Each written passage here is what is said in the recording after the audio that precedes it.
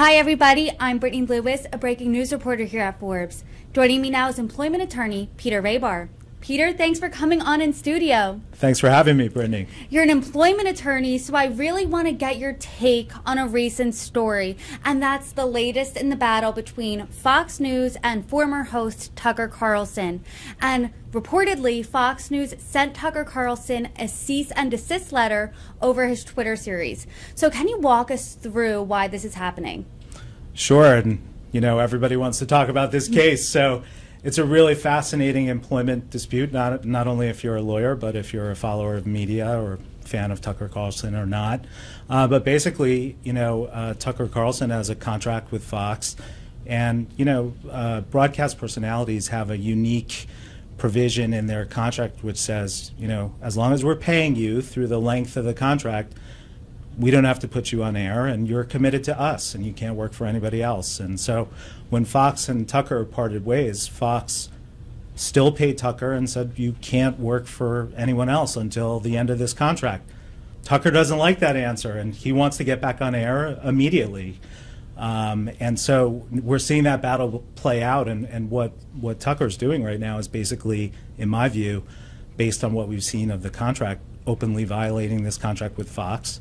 And now Fox is, again, warned him twice to stop doing it, once last week and then once in the past few days.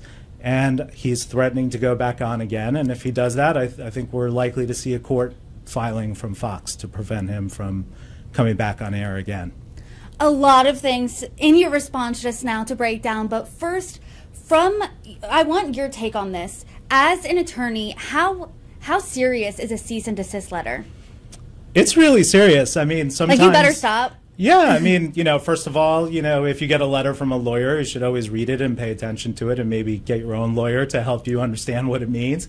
But when you're talking about a very, serious media personality and a very serious news company like Fox, that's not a letter to be taken lightly. And we're talking about a multi-million-dollar contract with many, many millions of dollars of investment behind it for marketing and promoting Tucker Carlson. So, Fox has a lot of interests at play here, not only with Tucker's contract, but with the fact that every Fox personality on air probably has the same contract. So if he's allowed to walk out, what's to stop them from walking out? So Fox has to have this fight, and if you're Tucker, you basically have admitted in public that you're violating the contract, but you're expecting some sympathy, and what he's really fighting for is relevance. As an on-air personality, you need to be on air, otherwise people will forget about you, no matter who you are. So I'm sure he knows what it says. He has very high-priced, powerful attorneys and agents working with him, but he doesn't seem to care that much. And he's acting to pressure Fox to come to the table and negotiate a better deal. And I guess reading the leaves here, it hasn't happened yet. So it's really becoming a game of chicken, and we're, I think, reaching the final stages. Let's break this down a little further. You're calling this a game of chicken. I want to talk about the legal grounds here. What leg does Fox have to stand on? What leg does Tucker Carlson have to stand on? And who, from your opinion, has the better case? Well, this is a pretty easy one. Fox has a lot of legs to stand on. They have a contract. I haven't seen the contract, so I just want to be clear about that. But from all that we've seen reported and quoted from the contract and my experience in negotiating these contracts for over 2 decades, they have a pretty solid case. They have an agreement for a certain term. He's exclusive to them. It was negotiated with lawyers and agents. He knew what he was signing, and now he's openly violating it. Does he have a defense? Not really. He's being paid. He has the contract. He's citing free speech. He's citing the audience not being served. Neither of those things matter to a court, especially in New York, which has courts in New York have a lot of experience enforcing these contracts.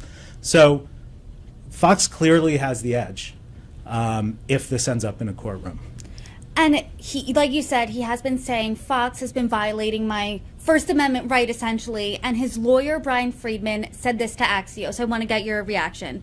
He said this: Fox defends its very existence on freedom of speech grounds. Now they want to take Tucker Carlson's right to free speech freely away from him because he took to social media to share his thoughts on current events.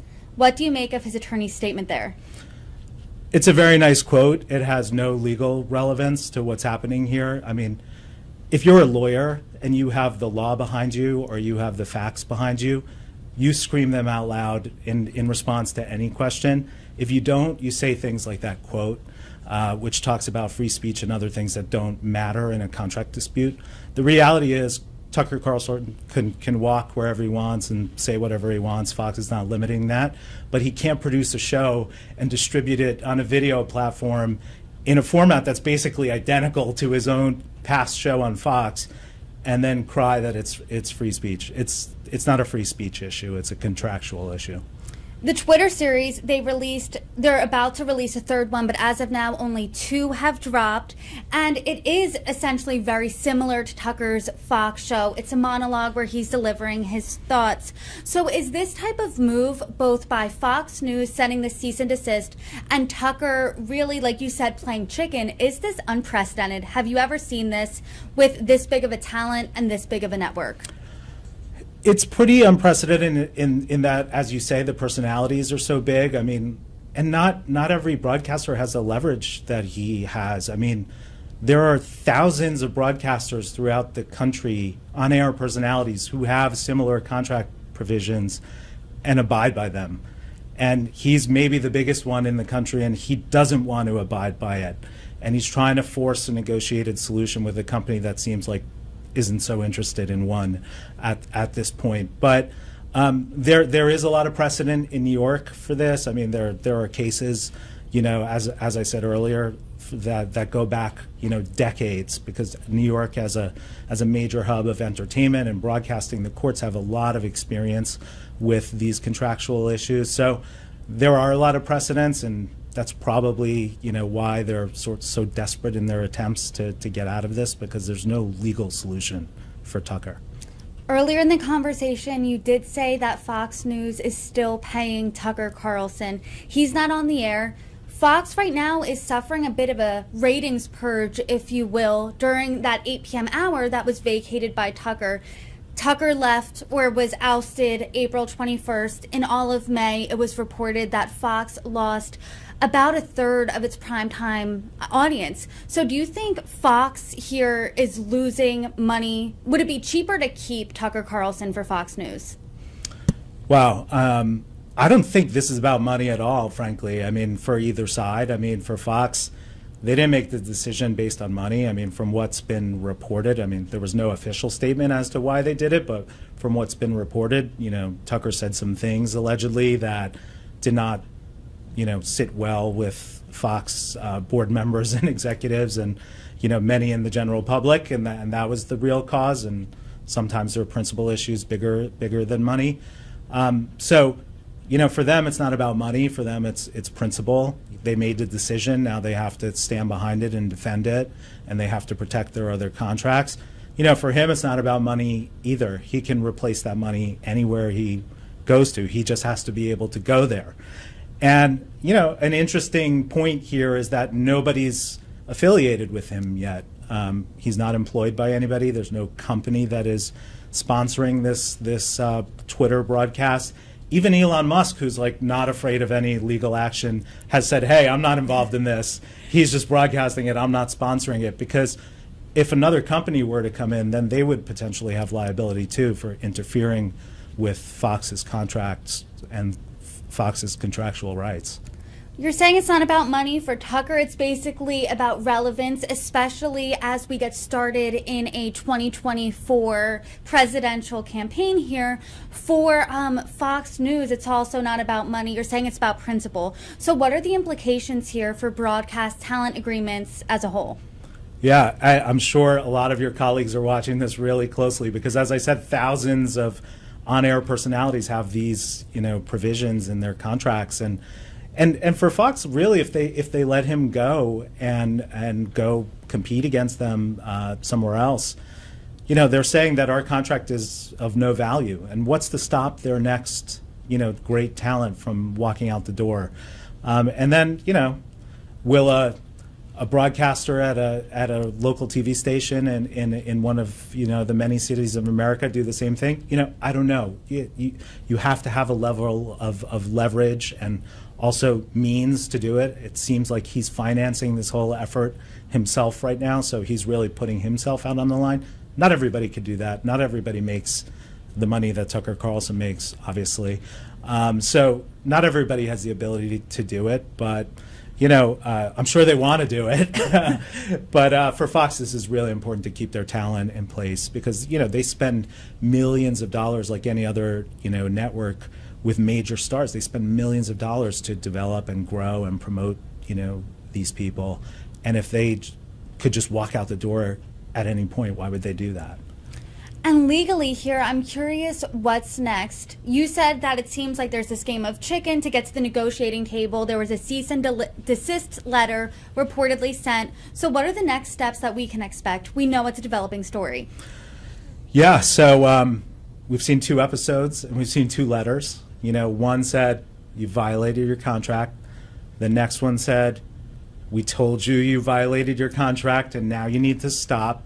This is a very normal cadence, and what Fox is doing is not only notifying Tucker that he's violating his contract and to stop, but they're also building a record, because if they go to court, and that would be the next step, would be to go to court, for Fox to go to court and file what's called for a temporary restraining order, and in this case it's called a negative injunction, which would basically prevent Tucker from appearing anywhere else during the term of his contract.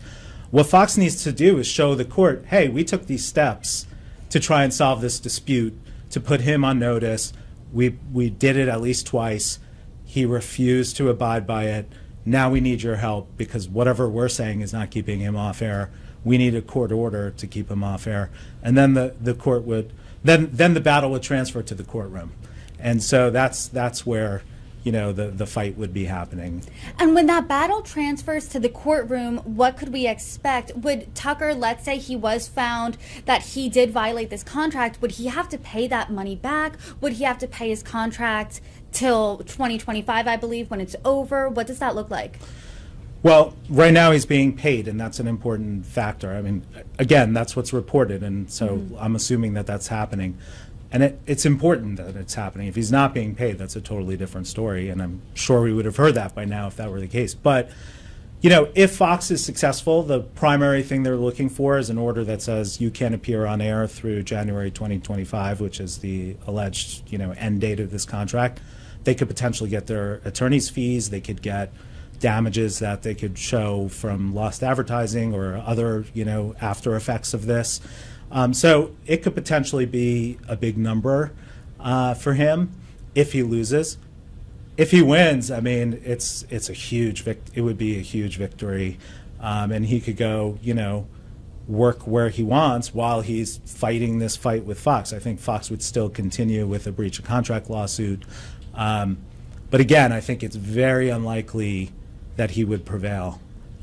He's just too big of a fish and too big of a personality here for a court to just ignore what the language of a very clear contract says. Well, as this story develops, which I'm sure it will, Peter, I hope you join me again to break it all down. Peter, oh, I'd love to. Great. Peter Rahbar, thank you for joining me. Thanks for having me.